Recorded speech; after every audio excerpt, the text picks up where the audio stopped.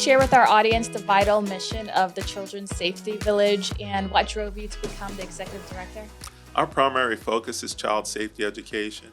And in this community, like so many others, there are a lot of dangers that the children experience. Everything from pedestrian safety to drowning safety, dangerous person awareness, gun safety. All those things are several of the programs that we offer here. Years ago, when I used to work for another agency, I happened to have a chance to come to the Children's Safety Village. And at the time, we were doing swimming lessons with our group, and I thought it was a fantastic location. They had an opportunity or had an opening, and I applied for it, and I was fortunate enough to be able to get that job, and I've enjoyed it ever since. You have a very large campus with a lot of different opportunities to teach children's safety. Can you walk us through your campus? Yes, we have about 9 acres of campus where we have a couple of classrooms that we utilize for some of our programs that we offer. We also have an indoor heated pool that a lot of people don't know about. And we teach water safety and we teach swim lessons to children as young as 6 months old. We have a working traffic light where you can go and practice crossing the street, pushing that button, and countdown timer. And you can't do that anywhere else in Central Florida. That's the only place you can do that. Everything else is live. But the children, when they come out on field trips, can do that. We have a working railroad crossing.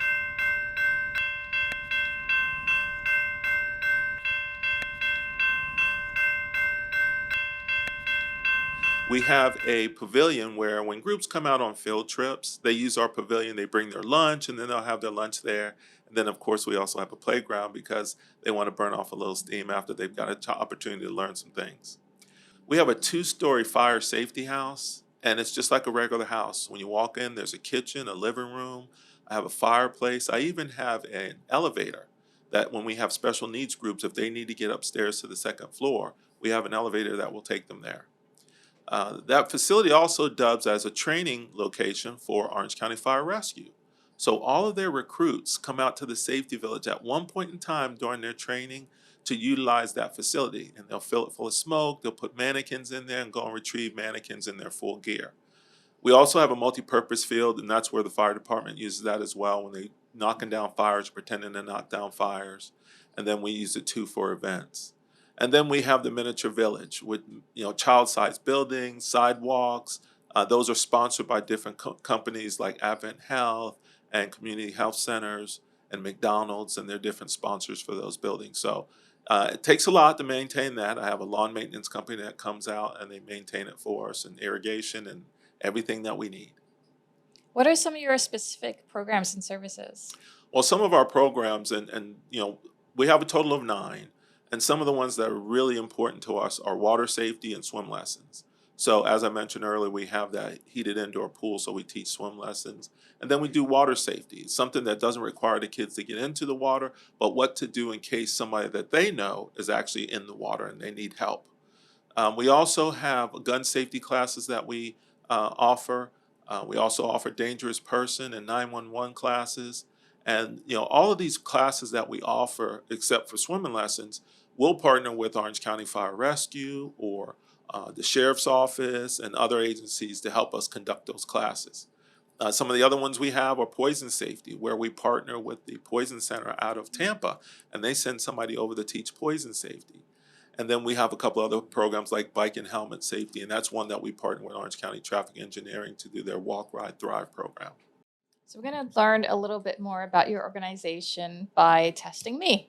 Okay. Question number 1. What age group are the safety programs at the Children's Safety Village designed for? A, 2 to 6-year-olds, B, 4 to 12-year-olds, or C, 8 to 16-year-olds? Go with C.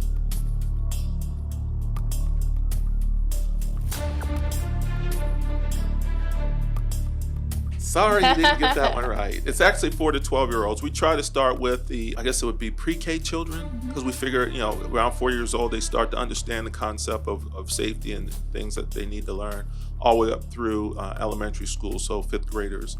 We are starting to get a little bit more into middle school and even high school. Question number 2, what educational philosophy guides the programs at the Children's Safety Village? Is it A, the Montessori education, B, experimental learning, or C, inquiry-based learning? Hmm. It's either B or C. I'm going to go with the C.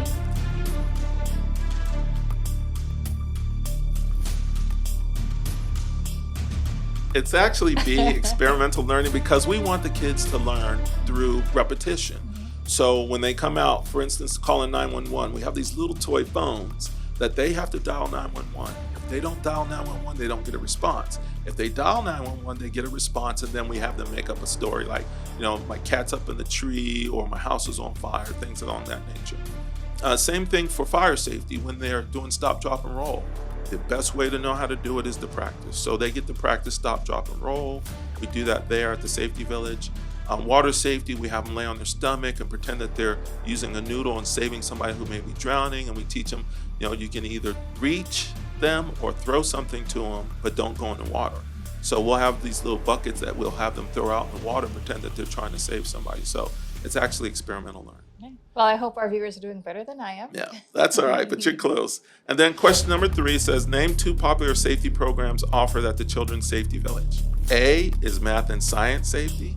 B is water and fire safety. And C, it's arts and craft safety. Oh, goodness. Okay, I better get this one right. B.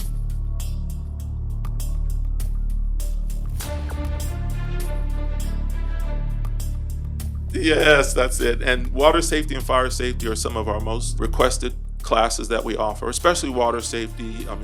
Florida unfortunately leads the country in unintentional drownings of children 1 to 4. And we try to have as many swim lessons as we can, teach kids as many times as we can about water safety. And then fire safety, it's so devastating on what would happen if your house caught on fire. We teach children, or the fire department teaches children, have the 2 exits, plan where you're going to meet, if your house is on fire, and we do that there at the Safety Village. Next question. What is the purpose of the fire safety house at the Children's Safety Village? Is it A, to teach children how to cook safely, or B, to simulate fire safety hazards, or C, to house Sparky the fire dog? Well, from the tour, I know Sparky is not in the firehouse. Right. Yeah, so it is. What was B again? To simulate fire safety hazards. That one. That is correct. And although A sounds like a good idea too. It does sound like a good one. They do know about the smoke alarm and other things, but really it's for fire safety hazards so that they know what to do. When they start in the building, they start downstairs, they talk about some of the dangerous things in their house, candles and curling irons and other things like that. But it is B, so you got that right. Congratulations. And how is the concept of fall and crawl taught during the Fire Safety House program? A, children practice tumbling and somersaulting. Or B, they are taught to hide and seek during a fire. Or C, children practice getting low and crawling under smoke. C.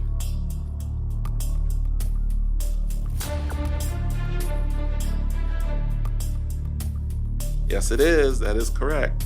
And we have a smoke machine in that building, and it simulates smoke. So the children practice as though they were sleeping that night.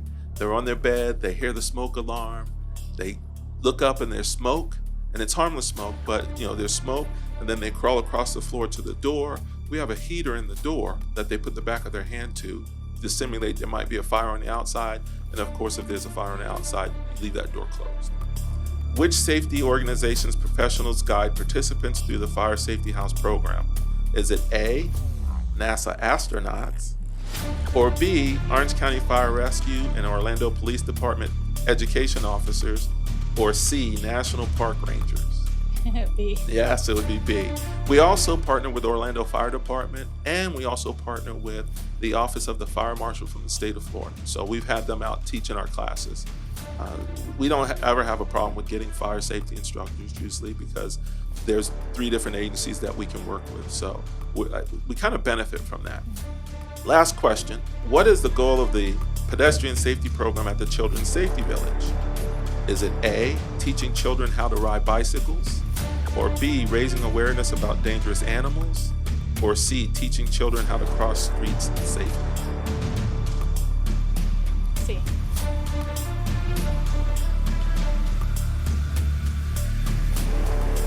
Actually, Pedestrian safety is C, yes. You got That's a that good right. one. What I was about just I animals? was trying to trick it. But yes, we have them practice crossing the street. We have 9 crosswalks on the property.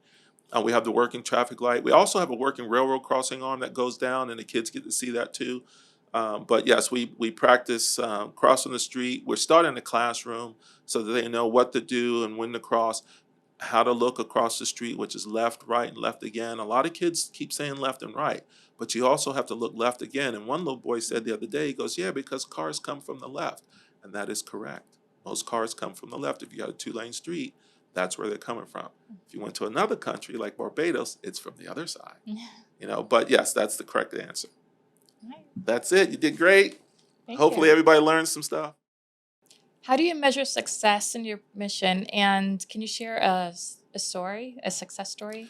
Well, we do pre and post tests. So whenever groups come out, especially if they're getting scholarships from us, we'll have them do a pre-test and then a post-test, and we measure success by gauging how well they've learned from the presentation. So while they may get 70 or 80% when they initially, because sometimes kids will learn things before they get there, they might get 70 or 80% before they actually come out. It's after we've taught them, what they needed to do, where if they get that 100%, then we know and we've gauged that we were effective in that. Some of the other programs that we offer, it just depends on whether or not the children learn how to stop, drop, and roll. If they're, doing interactive stuff, and if they've learned that and they know how to properly do that, then that's another way too that we gauge the success that we have. A success story is more. There was a little boy, I think he was about 5 years old, and he was taking swim lessons, and he was crying. It was heart wrenching. He was so scared. About 2 weeks later, I went inside the building when he was in there, and I pointed at his grandmother and at his mom and pointed at him, and I said, "Is that the same little boy?" And they said, "Yeah." And he was going under the water. He wasn't crying or anything. So, that's a success story for me. Yeah. What resources and strategies can parents or guardians utilize to support their children's safety and well-being? One of the things they need to do is Safe Kids Worldwide is a organization that does the same thing we do mostly, but they're bigger, of course, with making sure that parents know what to do in case of emergencies and things related to child, trying to keep them safe. Parents need to be engaged with those. They need to be engaged with organizations like ours because we're, the Orange County Safe Kids Coalition members, and come to us and ask us about, safe sleep, ask us about drowning prevention, ask about fire safety and 911 because we conduct those classes and we try to do best practices related to what everyone else in the community is doing and what first responders say is the best course of action. So we ask parents to stay engaged with the programs when their kid goes to a field trip or comes to the safety village on the field trip. Ask them what they learned, because a lot of times we give them materials that they can take back home, and have a meeting space where if there's a fire in your house, they know how to get out of the house and where to go rally at, Mhm. or who to answer the door to, for if they're somebody knocking on the door. Why not answer the door, and who's safe and who's not safe. So we hope that the parents, especially the ones who come on the field trips as chaperones, kind of learn a little bit too and get that refresher. How can community members get involved and support the work of the Children's Safety Village? Well, that's a loaded question, because we're a small nonprofit, so of course donations help us tremendously. Also, volunteering. If there's a group of people that want to volunteer, and it's not just for the classes that we offer, because we have those covered. When we reach out to the sheriff's office and Orange County Fire Rescue, they send those folks who do that on a daily basis, so we have that part covered. But there are times when we do events that we look for volunteers.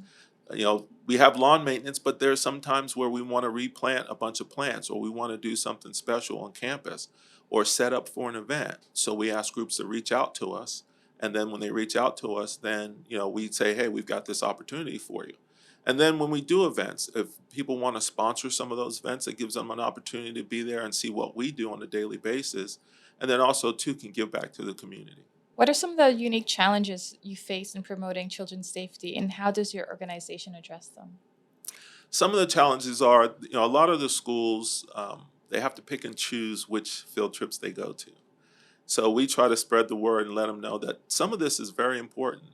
Pedestrian safety is very important. And in that first quarter of the school year, the K through 2 have to do pedestrian safety. Well, we offer that, but sometimes it's a challenge. The distance may be too great. I mean, I know in some of your districts, it 45 minutes to get out there. So we try to overcome that by possibly coming out to the schools and do a presentation at the schools. We would prefer them to come to the safety village because of all the resources we have on campus.